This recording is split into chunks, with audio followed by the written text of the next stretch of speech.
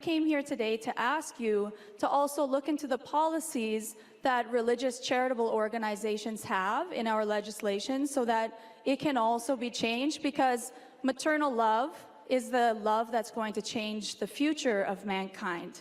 So we'd like you to look into we that. like to say people kind, not necessarily mankind, because it's more inclusive. There we go, exactly. Yes, thank you. We can all learn from each other. We were planning this morning to come and to announce to Canadians some good news that the Conservatives are going to be presenting a motion this morning, and we'll be debating it today, that would see Canadians save a little bit of money at the pumps. We were hoping we could get agreement with the other parties and that we could see a reduction in taxes, just even a temporary GST and tax holiday for Canadians, and we were looking forward to getting some support on that. And we will be talking more about that shortly. My colleagues will be speaking about that. But something broke last night, and it was obviously something very important. We found out last night that the NDP and the Liberals were meeting secretly, and they've cooked up a backroom deal that would see Justin Trudeau get the majority power that he tried desperately to get last fall in the last election, but he failed to get. This deal means that Canadians have woken up to, in essence, an NDP Liberal majority government. And I think we have to let that sink in. This is an NDP Liberal government, and they have the majority. 82% of voters did not vote for a Liberal NDP government, including millions of Liberal voters. These Canadians woke up this morning to the fact that they have been hoodwinked and they've been deceived by their Prime Minister. Now, let me be clear, this is nothing more than a Justin Trudeau power grab. He is desperately clinging to power. His number one goal, as we have seen over the course of the last 6 years, is always to do what's best for him, not to do what's best for Canadians. Now, make no mistake, the NDP are in charge. What does this mean? Well, it means the decimation of Canadian oil and gas and LNG, which we know this more than ever. That means that is really a way to prop up Putin and Russia. When the NDP Liberal government phase out, which means destroy Canadian oil, gas, and LNG, they are helping Russia. And that was one of the top priorities they had, and that Justin Trudeau has agreed to. It means mining, agriculture, fisheries are all next under the extreme policies of the NDP, which are now Liberal policies. It also means $214 billion, just that we know of, in new spending for Canadians. And that's who's going to be spending. That's who's going to be bearing the brunt of the new NDP Liberal government. All of which for Canadians means more debt, more inflation, more jobs lost, more uncertainty, and frankly, more polarization. Why is Jagmeet Singh keeping Justin Trudeau in power until 2025? Because that's the year his gold-plated $2.3 million pension kicks in. So until then, Singh is voting with Trudeau to quadruple the carbon tax, double your rent, and double your mortgage, and unleash crime and chaos on Canadian streets. Jagmeet Singh, he gets his pension. Trudeau gets power, and you pay the price. Well, I mean, that this deal could alienate some blue liberals that are more fiscally conservative. They may be pushed towards the conservatives and feel they don't have an option on the center right. Well, I think they have to examine quite carefully what the current political leadership in the Conservative Party is offering to them. Canadians are very smart, and they'll be able to make a choice just as they did in the last two elections. I think what we've been told. Canada has some of the strictest travel and border measures in the world. We've closed the borders since March to everyone for whom Canada is not home. We have a 2-week quarantine for everyone returning to the country, and we now have a mandatory negative test before flying home. These measures work. They're saving lives. If you haven't gotten vaccinated yet, make sure that you do. Remember, these vaccines are safe. They've passed Canada's world-class standard for medical approvals. These vaccines work. They're one of the best ways to keep yourself and others safe. We'll bring forward a motion calling on the NDP Liberal government to lift all federal mandates. For 2 years, Canadians have been following COVID-19 restrictions. It's been 2 years of lockdowns, 2 years of not being able to see their family, 2 years of not being able to travel, of isolation that has inflamed Canada's mental health crisis and caused great harm to Canada's vulnerable populations.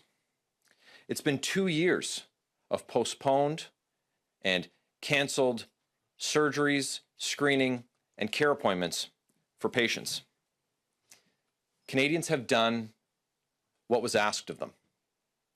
Canada even has one of the highest vaccination rates in the world. But we can't be expected to live under these restrictions indefinitely. And certainly not when the science shows us that it is safe for these restrictions to be lifted. Canadians are noticing the damage that Justin Trudeau's indifference is causing on their lives. Now, when it comes to lockdowns and mandates, we're seeing Canada's allies and provincial leaders lifting the restrictions and laying out their plans if they haven't already lifted them. But in Ottawa, Justin Trudeau is not looking to the medical science. He's relying solely on the political science that he's used to divide Canadians. We've heard over and over at committee and in the House that this government has no plan to lift restrictions. Every day I'm hearing from folks in my community and from across this country who are aching to get back to normalcy. So today, Conservatives are calling on the Trudeau government to lift all COVID-19 restrictions. Orders of the day. Orders of the day, ordre du jour, statutory order, consideration of a motion for confirmation of the declaration of emergency.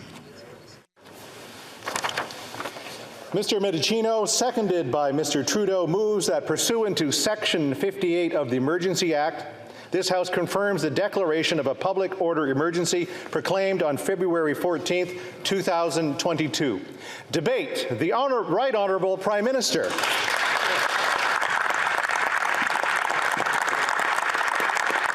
you, Mr. Speaker. I will be sharing my time with the Minister of Public Safety. On Monday, as we entered the third week of illegal blockades and occupations, the federal government invoked the Emergencies Act. We did it to protect families and small businesses, to protect jobs and the economy. We did it because the situation could not be dealt with under any other law in Canada. Mr. Speaker, we did it because that's what responsible leadership requires us to do. For the good of all Canadians, the illegal blockades and occupations have to stop, and the borders have to remain open. We've made progress since Monday.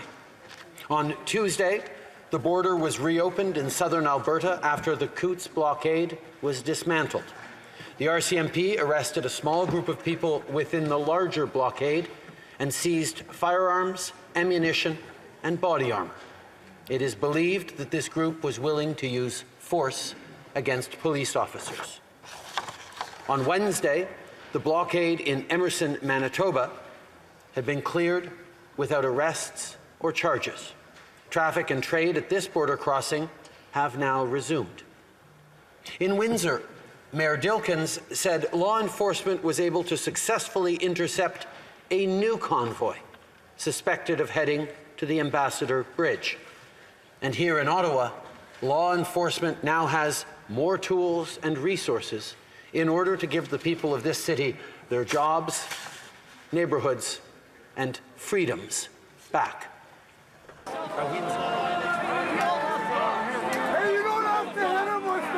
The brutality of the moment when police separate a convoy supporter from the crowd in Ottawa and place him under arrest in ruthless fashion. One man screams in outrage as another urges him to calm down. Arrests began Thursday with key organizers taken into custody and continued Friday morning with police arresting people in vehicles unable or unwilling to move just one block east of the Rideau Centre. too late to do the right thing. I still believe you will if they ask you to use force against peaceful protesters. I was one of you.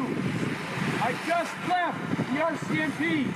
That was former Mountie Daniel Bulford, one of the convoy's top security men who arrived after learning people had been arrested. But a convoy of police vehicles were soon heading to Rideau Centre, some of their occupants forming the walls of a police cordon, the start of a kettle. You fight for the freedom, protect and serve. That's what you do now. That's what you do. With a peaceful protester, that's what you do. You protect and serve now. Every form of police presence could be felt. Heavy riot gear, mounted officers, rooftop snipers. If the people of Ottawa wanted force to end the occupation, police got the message. Officers urging people to leave through one of the streets left open. Some tried to form snow barriers that might obstruct police. That went as well as could be expected.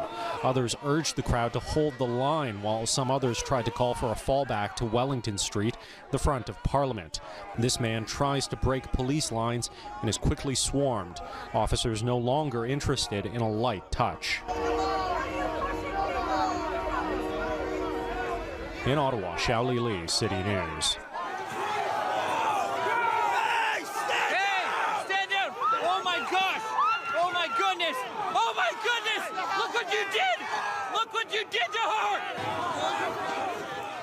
Growing outrage over Canadian police trampling protesters from the Freedom Convoy in Ottawa.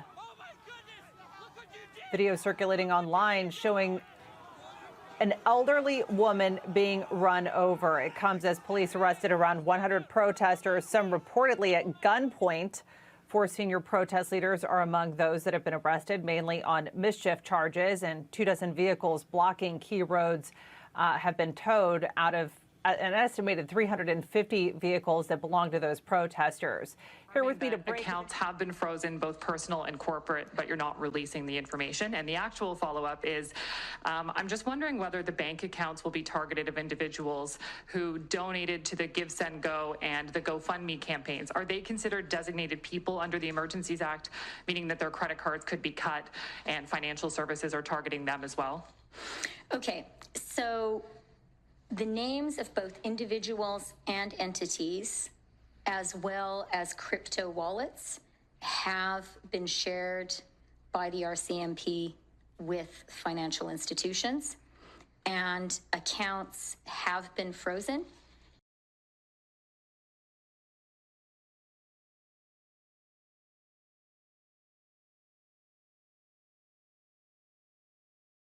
Hello, everyone. I want to begin by addressing the news that hundreds of unmarked graves have been found near the former residential school in Cowessess First Nation.